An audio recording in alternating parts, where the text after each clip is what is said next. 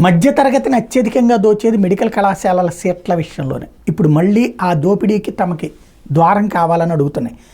వాస్తవంగా ఎంబీబీఎస్లో C category సీట్ల భర్తీ బాధ్యతను జాతీయ వైద్య కమిషన్ ఎన్ఎంసీకి అప్పగించింది కేంద్ర ప్రభుత్వం. అయితే అట్లా అప్పగించొద్దని ప్రైవేటు వైద్య కళాశాలల యాజమాన్యాల సంఘం ప్రభుత్వాన్ని కోరింది. సి అంటే ఎన్ఆర్ఐ కేటగిరీలోని 15% సీట్లను తామే భర్తీ చేస్తామని జాతీయ వైద్య కమిషన్ ఇటీవలే రాష్ట్ర ప్రభుత్వాలకి తెలియజేసింది. ఎందుకు? ఆన్లైన్లో ఎన్ఆర్ఐలకు సంబంధించి ఆన్లైన్లో పెట్టేస్తారు. వాళ్ళలో ఎక్కువ మార్కులు ఎవరికి వచ్చినాయో వాళ్ళకి ఫస్ట్ ప్రయారిటీ ఇచ్చేస్తే ఆటోమేటిక్ సీట్లు వచ్చేస్తాయి. కానీ ఈ ఎన్ఆర్ఐ కోటా సీట్లలోనే కోట్లల్లో అమ్ముకోవడానికి వీలుంటుంది. కోట్ల రూపాయలు, రూపాయి కాదు, 2 కాదు.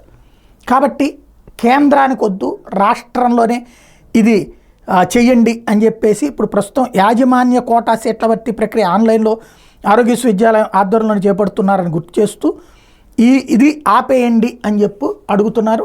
మరి ఇది ఓకే అంటే కనుక ఇక ఆ పైన వీళ్ళు కోట్లలో సంపాదించుకోవడానికి ఒక మార్గం ఏర్పడుతుంది.